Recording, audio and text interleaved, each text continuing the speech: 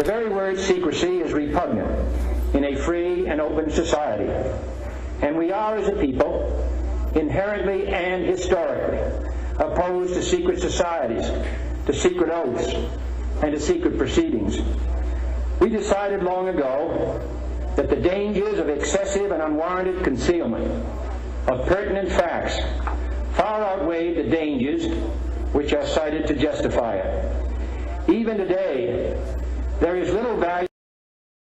We are back on the record for the completion of oral arguments related to the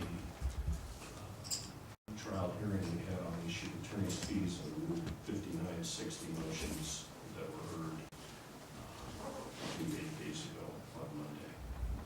So, I'll take the appearances, please.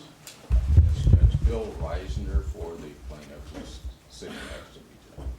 Good morning, Your Honor. Dennis McLaughlin for the city attorney for Roger Randolph and Richard Miranda, who are not present. Okay. Mr. Risner, you ready to go? Yeah. All right. Good. I may be using the Zomo for some documents, Judge.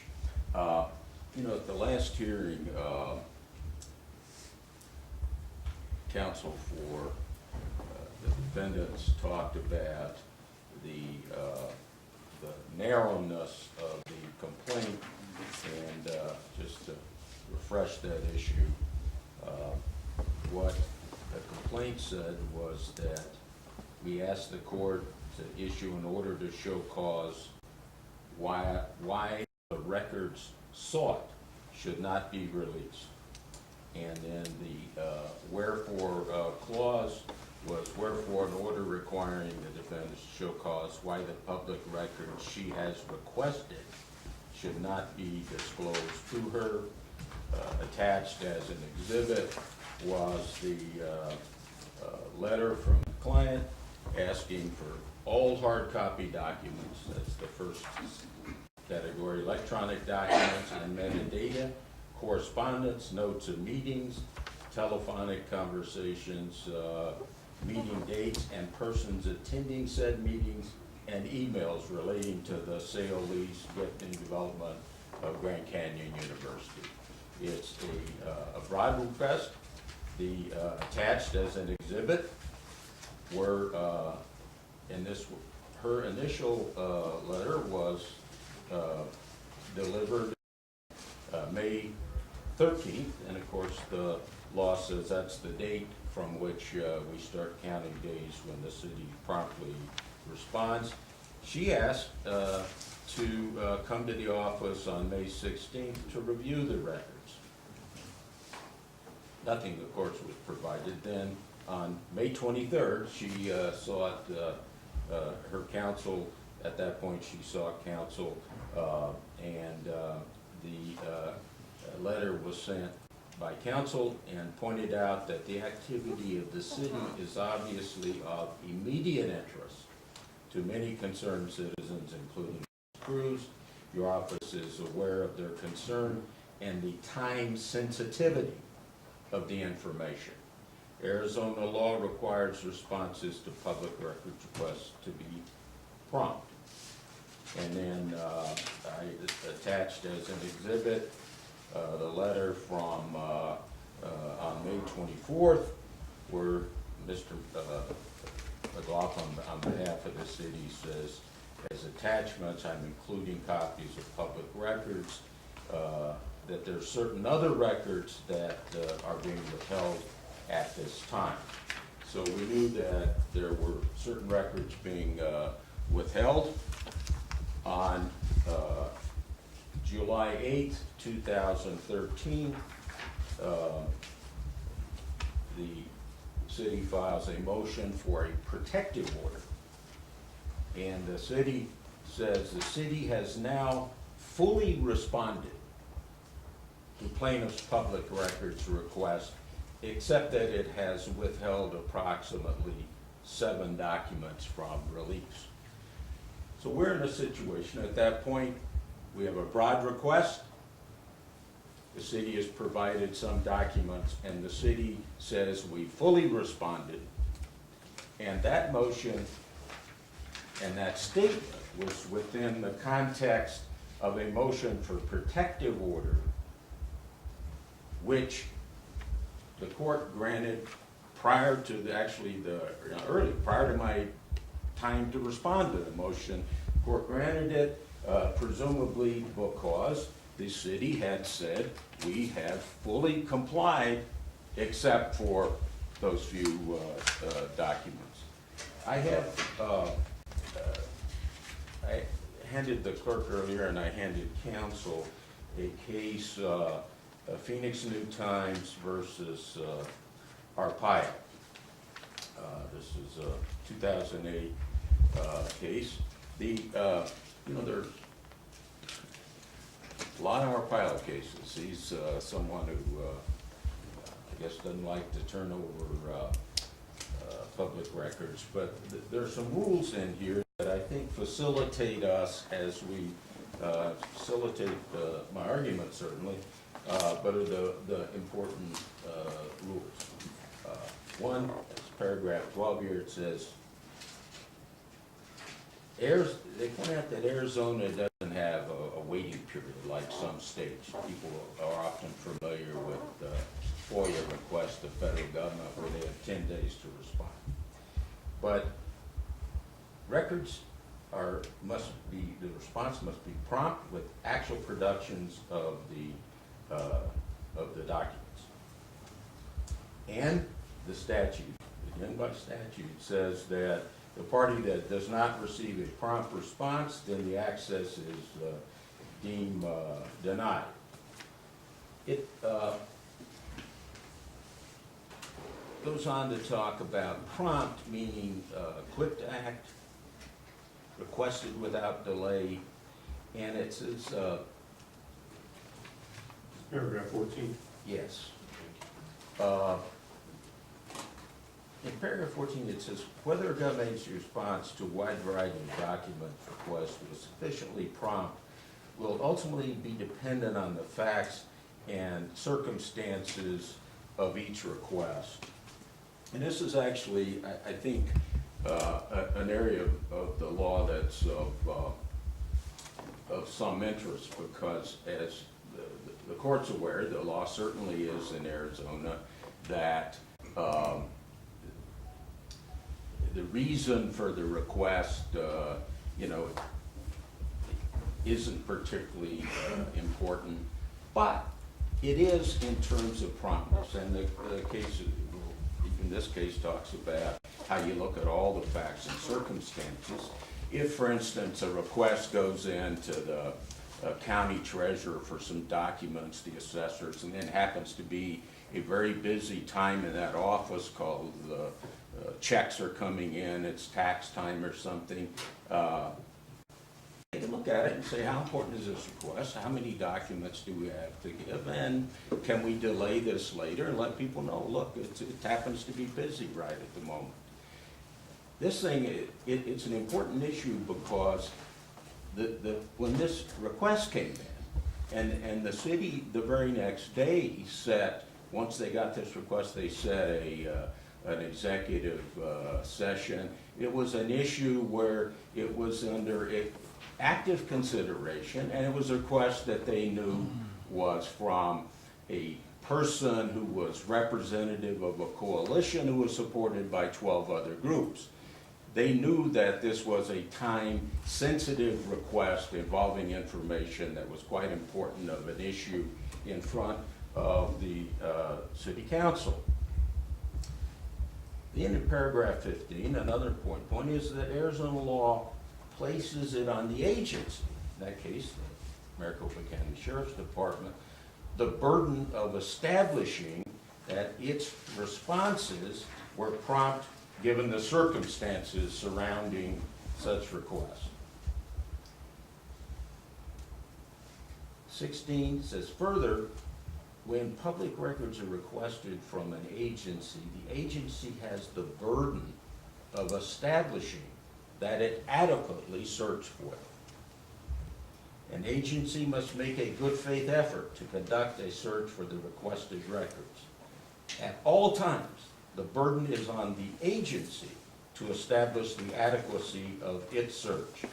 In discharging this burden, the agency may rely on affidavits or declarations that provide reasonable detail of the scope of the search.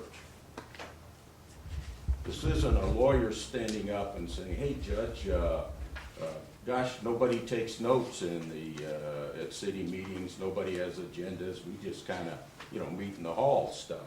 The city has a burden, and they fulfill that burden with affidavits and declarations.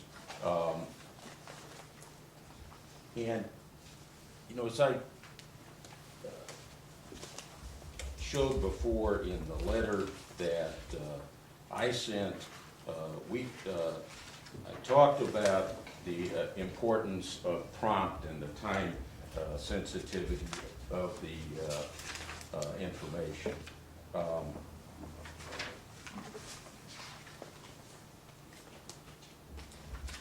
Mr.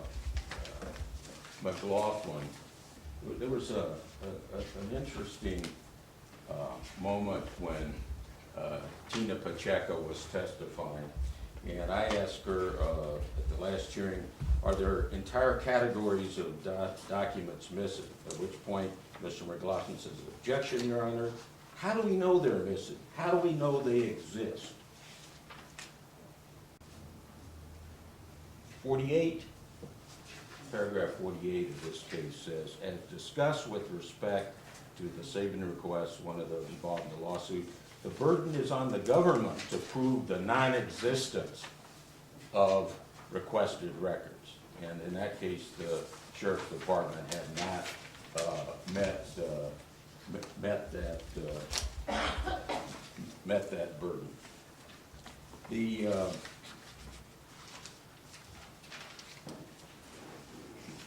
evidence, since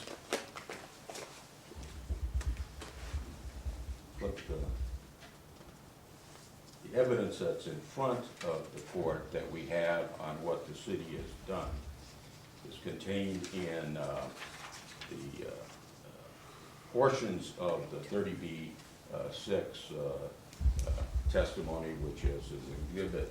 Right now, what I want to do is look at certain portions from the deposition of Christopher Casalemas, who was a designee of the city of Tucson. And I asked him if he understood that he was testifying on behalf of Tucson.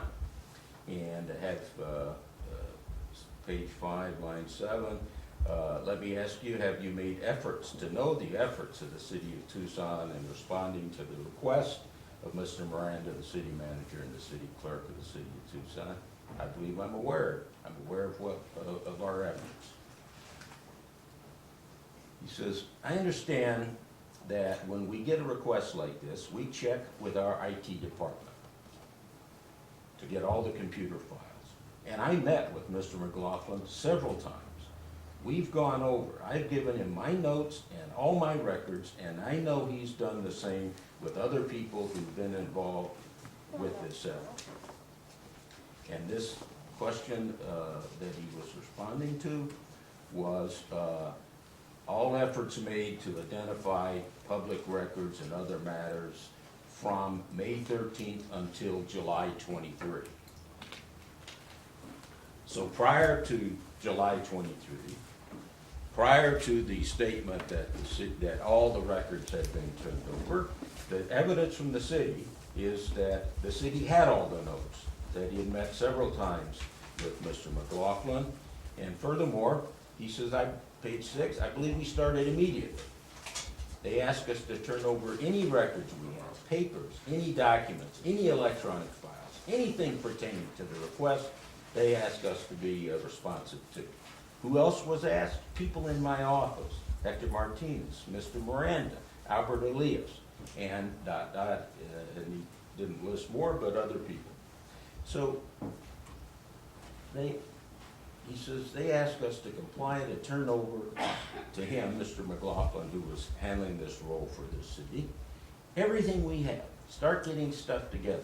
He says, Then I asked about IT, he says, I know we got some stuff from IT directly.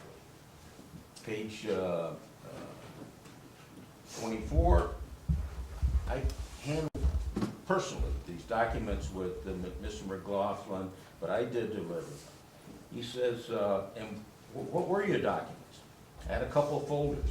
I had stuff from Grand Canyon, stuff from Trio. I think I had some meeting notes. It was a compilation of, a substantial amount of stuff, various types of stuff, from working on a project that you would expect to see. How big a group of documents? Well, maybe 30 pieces of paper plus booklets and stuff from Trio. None of which were provided prior to the trial. I asked him, do you maintain a calendar when you meet with people? Yes, I do. Would you have written on that calendar? If it was a scheduled appointment, many times I meet with people and it's not an appointment. But, okay, so at some date, then prior to July 23rd, all the documents in your file had been available to Mr. McLaughlin. And,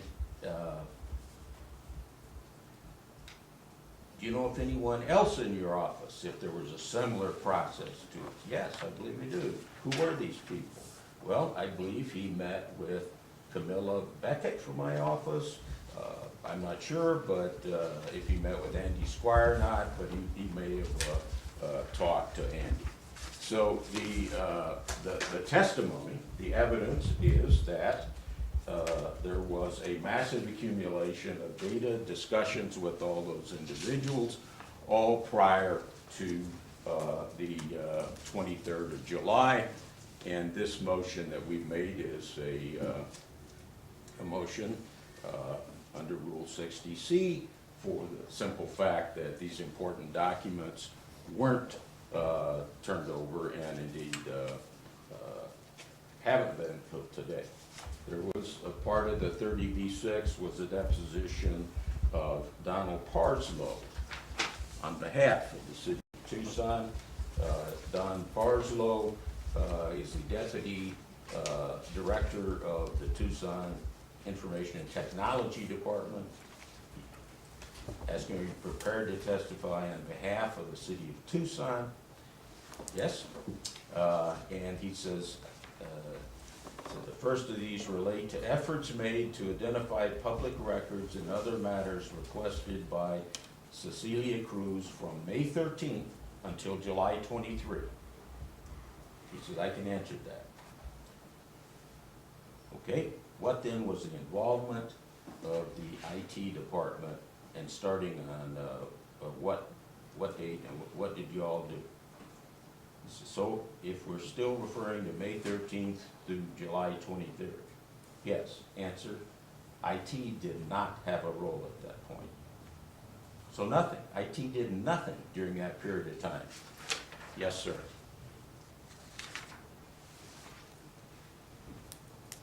On page 7, starting on line 10, okay, when did the efforts? When was the IT department first involved? So the first time I'm aware of that we knew about a request, was on August 15th of 2013. So question, so as to item 4, all efforts made to identify public records and other matters requested by Cecilia Cruz from July 23, 2013 until present, and by whom those efforts were made.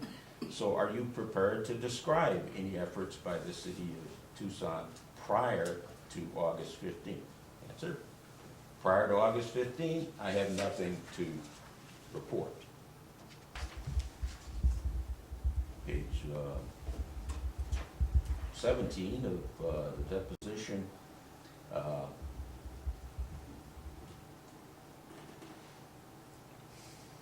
Mr.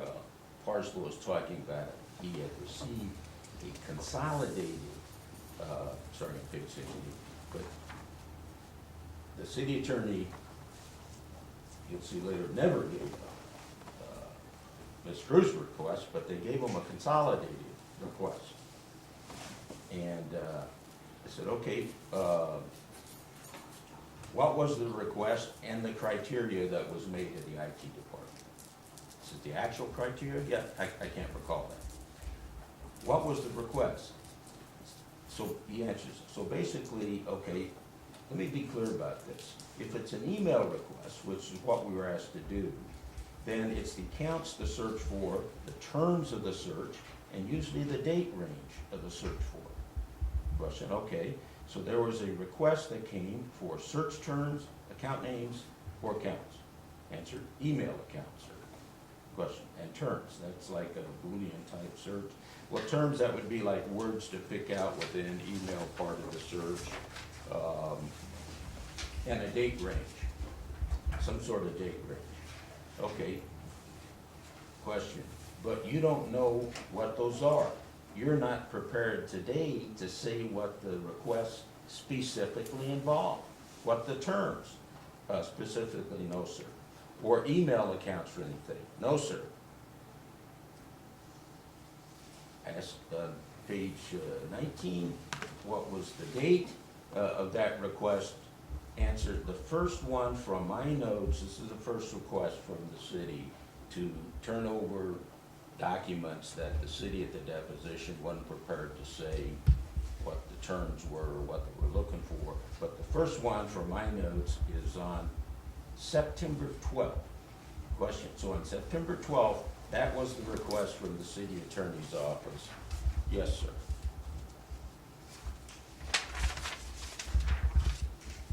Going to page 60. And when you found emails, all of those emails would have had to, from date, subject, etc. Yeah, if CCs were available, yeah. And when they have attachments, correct? They should. So when you retrieve all those emails, you're retrieving all of those, that information in each of those emails. Yes, sir, on an individual basis, we retrieve what you see there, either saved out into a file, and that's given to the city attorney's office.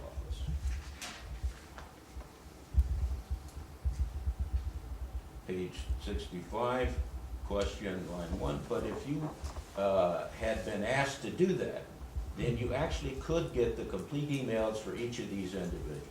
Answer, it depends on the timing. If those were older than what was on the tape then, I couldn't get those from you, but anything that was in the system when we did the search, we could provide. Going to line 16, so the answer continues. So when we have to search a time that we can't get to through the live system, we have to go restore a post office and do the search in that post office. So what's the time limit on your live system? Well, the time limit on the live system, I believe, is 90 days it starts. It starts putting things into trash. And then trash, I'm not sure, it holds that maybe 7 or 14 days. Okay, but even at that point, you can go into the post office and find the documents. If they're there, yes. Yeah, and for what period of time can you go back and find those? It depends. We usually have a rotating time amount. It's usually another 90 days. And then what happens to them? The tapes rotate off and get overwritten by another backup. Question, so after 180 days, then documents can be disappeared permanently. Answer, yes, sir, unless they're printed out or saved in a file or something. Page 74, question on line 11. So when you're searching the email, do you know what time period you were searching for? No, I don't. I don't recall that. It was part of the criteria, whatever was sent to us. Page 76. Question, so would you be able to find any emails from January or February 2013? Just looking at the parameters we've discussed, I wouldn't think we'd be able to do that. Your Honor, can I just note here, your minute entry noted that this was for argument, and I think we're continuing an evidentiary hearing here, which really wasn't noticed to me. So I wish we could get to argument. Well, Mr. McLaughlin, are all of these documents in front of me as an exhibit? They are. In the closing arguments, lawyers routinely point out evidence that they say supports their arguments. So I'm going to overrule that objection, and you've had the same notice Mr. Risner's had, so you can go ahead and Thank you. make your arguments then. Thank you.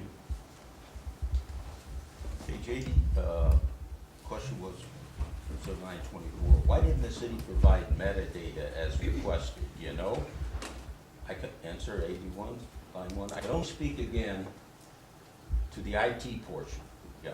But the metadata, at least in the document I saw, was not requested. Oh, going to page 82, okay, but to be clear, the city attorney's office never informed the IT department that Ms. Cruz had requested metadata in her May 13th, 2013 request. Answer, as far as doing this request and as part of the request, no.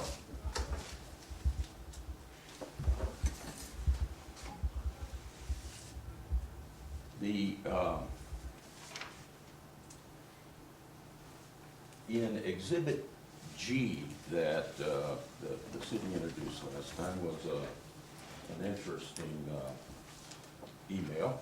This one initially, starting at the bottom of it, is from, this is dated February 19th, 2013. It's from Josh Brodesky, the Arizona Republic. It's the largest newspaper in Arizona, asking for, under the public records laws, all records connected to the proposal to Grand Canyon University about a possible campus. This includes, but is not limited to, documents such as reports, memos, and emails.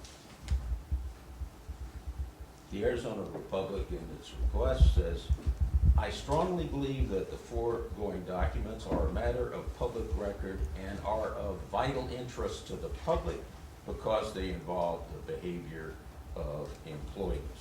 Since this information's value diminishes greatly with the passage of time, I would appreciate your communicating with me by telephone. Then there's February 19th. Brodesky says, thanks for talking to me by the telephone, and again talks about what he's looking for. And then on January 20th, 2013, the city employee Mike Randall sends an email to Mike Rankin, the city attorney. Hi Mike, below is Josh's public record request. Let me know if you need any further information. The city provided no information to the largest newspaper in Arizona, just like they provided no information to the key information to our client. Your Honor, I object. There's no foundation for that statement. There's nothing he said indicated that we gave no information to Mr. Brodesky. I'll sustain that objection.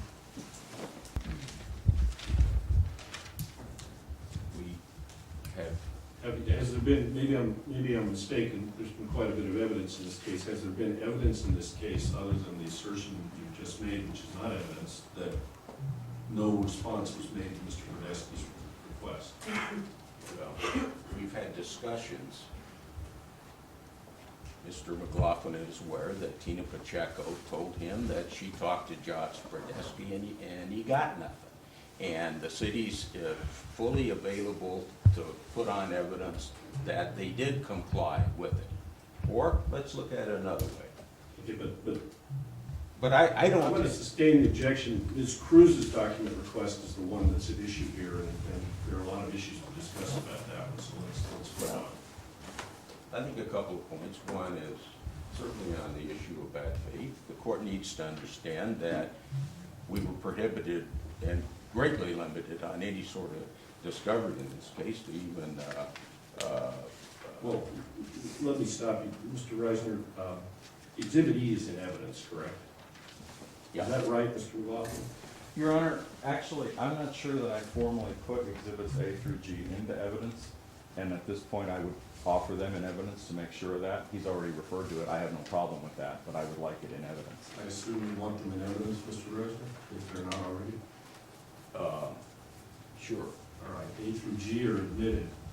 The fact that E is in evidence and E exists is something that I can consider, and I can consider its evidentiary value that before Ms. Cruz's request, which I believe was in early May, there was a request much earlier made by Mr. Brodesky, which would indicate that somebody had interest in all of this and was interested in seeing records, and if that's the evidentiary effect you wanted to have, I can tell you that it does demonstrate that there was interest as early as January, apparently. So, February, excuse me. Yeah, sure, and it's a vital interest because of the time, and I would say there then are two possible responses to that. One is the city in fact accumulated the documents and records that the Arizona Republic had requested for, which would greatly have facilitated their response to my client if they had done that. If they did what they're supposed to do, it's not helpful to the city. We think they didn't do anything, but we don't have available evidence to show that. The city was certainly aware of my client's assertion of the time importance of getting these documents. This is an email from Dennis McLaughlin to employees in the city manager's office. I believe Ivana Spino may be the public relations persons there. Nicole Ewing Gavin was working on this project. And then he says, referring to Ms. Cruz, or has CMO, okay, that's the city manager's office, contacted this requester yet. She is now calling us regularly, coming down to view records, quote, as time is of the essence, quoting Ms. Cruz. So the city was certainly involved, aware of the time is of the essence. We recently received some documents that show a little more of who was involved, and I believe this is part of the exhibit G. The testimony from city manager was that he had put Albert Elias in charge of this project. So this is a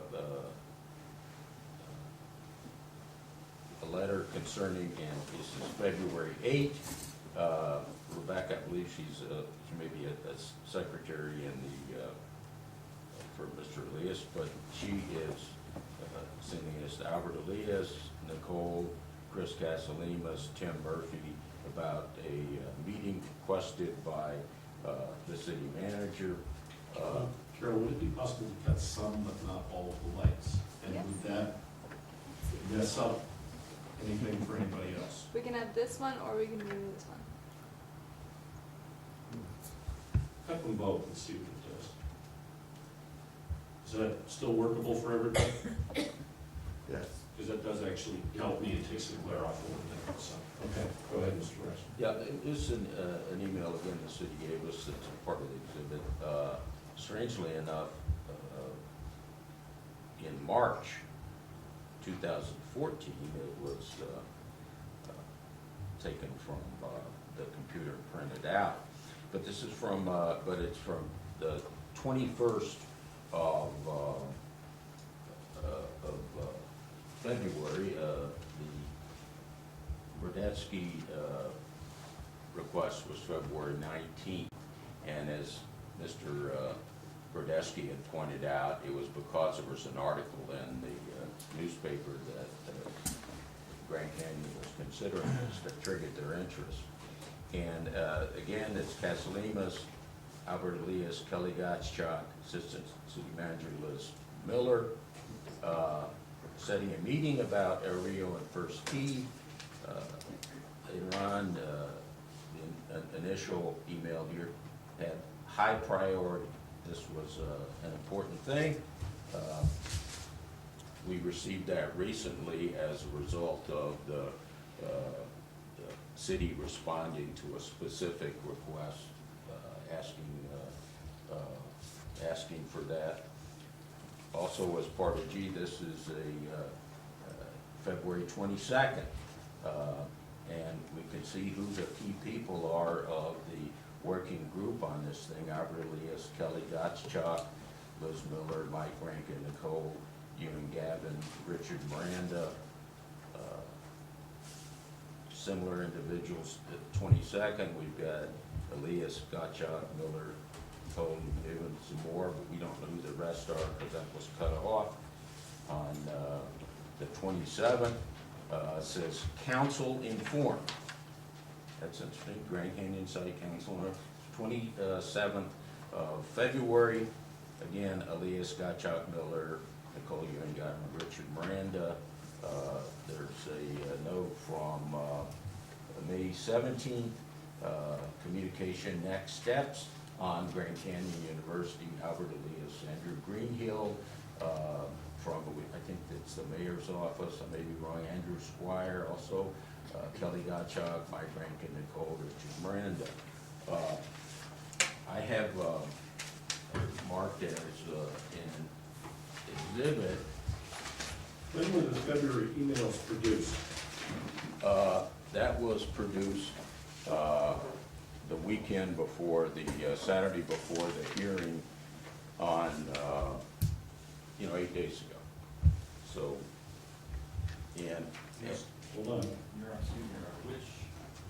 Well, I'm talking, we've just had a discussion. The first question I raised about was Exhibit E, and then there's been a discussion since then about emails, which I'm assuming are part of Exhibits A through G, which were just admitted, and all of which are in this period of time, appear to be within this period of time, well before Ms. Cruz's document request. And I'm wondering when those documents were produced in connection with this matter.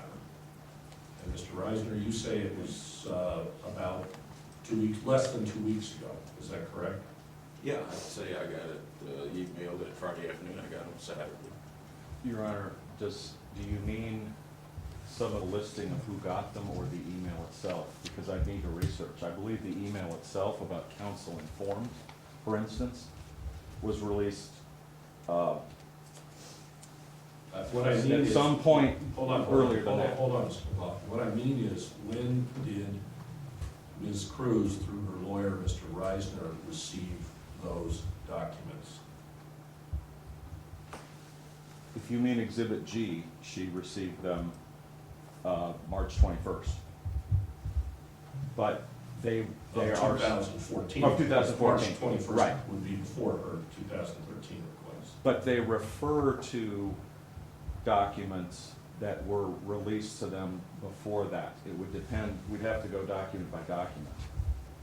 In other words, the council informed document may have been released to her as early as last June. I'm not saying it was or wasn't, I don't know, I need to look at that. But this is supplemental to the email itself. All right, Mr. Risner, go ahead. Yeah, I have marked as Exhibit 11, which I would offer. It's a list, note this complete, of 20 people that I believe are part of the sort of work group that were involved in this project. And we have no paper files, no calendars, no notes from those people. We have some notes that we've gotten from Hector Martinez, very limited in this one sheet, but none, but otherwise, nada. So for 60C purposes, the whole key of stuff that explains what's going on with this deal, we have not yet received. Are you offering Exhibit 11, Yes. Mr. McLaughlin? I don't object for the limited purpose of it showing what they claim they don't have. I do object if they're claiming to prove from this that these exist and they don't have them. Because in many cases, there won't be a paper file. There won't be notes. What I would say is I'm glad to take this list and go ask people, but if he wants Exhibit 11 to say, this is a list that I'd like you to go check, I'm happy to have it admitted. I guess I've got two responses to that. Obviously, the list doesn't say who's got what. Right. The list identifies who might have what, or who might have something. I'm gonna admit the list. 11's admitted. But I have to tell you, it's the second time or third time in this hearing, I'm a little surprised that at this late juncture, this far into the matter, that you don't seem to know who's got what and what's been produced and when it was produced. I would think you'd be aware of that at this point, Mr. McLaughlin. Well, Your Honor, I'm sorry, I'm dealing with 2,700 documents. I am aware generally of what's there and what isn't there. It's my belief that if these have not been found, they don't exist, but I'm checking on that. So my position on 11 is I would say I will check, I All don't. right, well, you're gonna get to argue, so. Sure. 11 has been admitted, Mr. Risner, go ahead. Yeah, the last time we were in court, Mr. McLaughlin talked about a meeting on February 6th, where he says, the city says, give us a list of what you know we have that we haven't given you, or something like that. There was that. That's not how it's said. Hold on, Mr. McLaughlin, you get a chance to argue. Don't interrupt, please. So that was on February 6th. At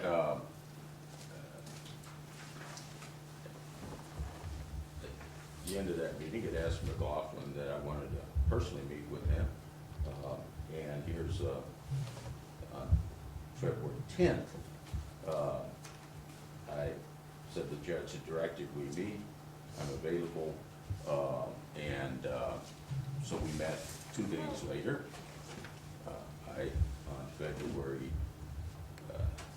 and at that meeting, we discussed the evidence at the hearing. I told him what evidence I wanted to put on. We discussed the time. We agreed that we would each have 90 minutes. He didn't know what evidence he wanted to put on, but I told him I wanted to put on evidence. And I told him at that meeting that he would be subpoenaed, that I thought he had, since he had interjected himself as the person to accumulate all the records, that he had valuable critical information about what was done at various periods of time.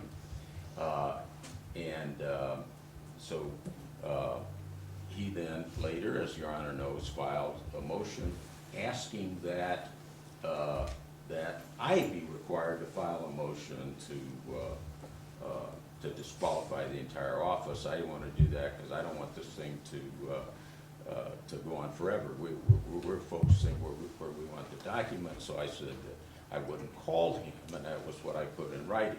So when Mr. McLaughlin says that he was surprised there was evidence, there was going to be evidence offered at the last hearing, he was fully aware because he knew that he had been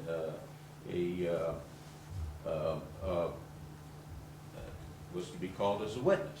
And this is on the 13th. And in the 13th, I pointed out to McLaughlin that your requested remedy for the plaintiff is for us to guess which records might be missing without the city complying with its 36 obligations. Excuse me, Your Honor, is this in evidence? I don't believe it's in evidence. Oh, All right, let's move on, Mr. Risner. okay. Let's move on to then what is very much in evidence. Mr. McLaughlin talked about how he was surprised that instead of us playing the sucker game that I told him that we wouldn't pay, that we wanted them to comply with their legal requirements. In the reply on March 4th, on page 6 of the reply, I pointed out that the defendants have not produced, at the bottom of page 4, notes from Richard Miranda, Albert Elias, notes from others who worked on the project, such as Camila Ducat, Nicolio Giving. Casalemas testified that Liz Miller may have actually written the offer letter, but we don't have information from her. Then I point out Exhibit 8 to plaintiff's motion for a new trial, dated December 16, 2013, is a declaration from Christina Pacheco, which discusses missing records. Attached as Exhibit 1 to this reply is an updated review of some of those known missing records prepared by Ms. Pacheco. It is included for illustrated purposes. So what I told him in writing was, we know that there are the files from these additional people, that's the key stuff, that's what we want, and we want you to follow the law. And what we're attaching for as Ms.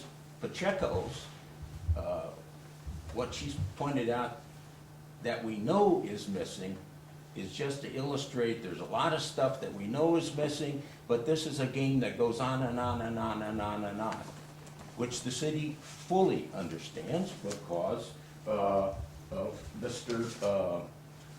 McLaughlin's very objection to Ms. Pacheco's testimony of how do you know what you don't have? So this motion then I think is relatively simple. Rule 60. Your Honor, I object again. We're arguing attorney's fees, not Rule 60. You know, we're arguing all the pending motions, Mr. McLaughlin. Rule 60C, and I've cited the case at the lead. You know, it's fairly broad. It says even inadvertently not turning over important information can qualify for a new trial. What the city's position here is, look. Let me stop you, Mr. Risner. What does a new trial do? Does Rule 60C enable me to amend, and I'll ask the same question to Mr. McLaughlin. Rule 60C is a motion, the scope of which is pretty broad. Does it permit me to amend the judgment back in July? I think it wasn't in July, I think it was in August, early August, and maybe when, on the first ruling after the trial, to encompass the entirety of the response, the entirety of the documents requested in Ms. Cruz's original May request. Sure. And doesn't that do the same thing as a new trial? Yeah, exactly. That's why I believed my Rule 59 motion was good because the court had enabled us to take a 30B6 motion, so therefore it wasn't, final. That was my belief. That's why I filed a Rule 59 motion. But if the Rule 59 motion was untimely, then the 60C motion is timely. So either way, we're back at the same spot. It's when we didn't get a fair hearing or fair trial, and the reason is we were cut off at the knees on discovery because the city said, protect us, we've turned everything over. And it absolutely isn't true. And based on the conduct of the city at this point, we don't want to be in a situation where Mr. McLaughlin says, hey, I talked to this, he said he doesn't have any. I talked to this person, he doesn't have anything. I need the ability to get some people under oath and say, what documents did you have? Did you have a file? What's in it? What did you do with that file? Now, it's true that should not be necessary. It's true that the city should fork over the documents and give us the ability to simply test whether they've done all of it. But this is a situation where it's clear that the city has drug things out in terms of promptness and hiding things, where they first, on September 12th, asked the IT department for documents and show up at a 30B6 deposition. So, well, I don't know what the criteria was, I don't know what I was asked for, I don't know what we did, things have disappeared. It has to stop, and the way that it works in our legal system is to get people under oath, to utilize the system of discovery, to utilize the system of asking people, what did you do, what did you go to the meetings, and so forth, and what went on.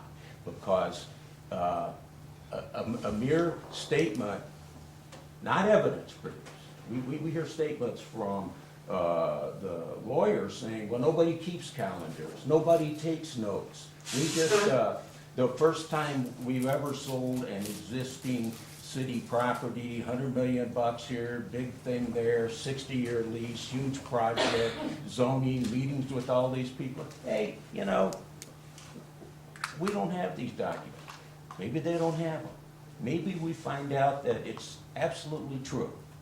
Then the public knows how they do business, which is part of the public records laws, is to find out how things are done and who's doing what, because these are public assets, public employees, and all public records and other matters in their offices are open to disclosure and need to be turned over to people if they're requested.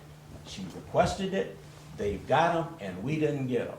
And they can't say our lie schnookered the judge, and they came in here and told you that they had turned everything over, told you that the only thing they had in left, and told us the only thing we got left is in these envelopes. That's why there has to be a new trial, and either it's absolutely conscious behavior on their part, or giving them all these benefits. Gee, it's just inadvertent, they didn't know all these stuff. Fact is, they haven't turned them over, and we have a right to them. Mr. McLaughlin?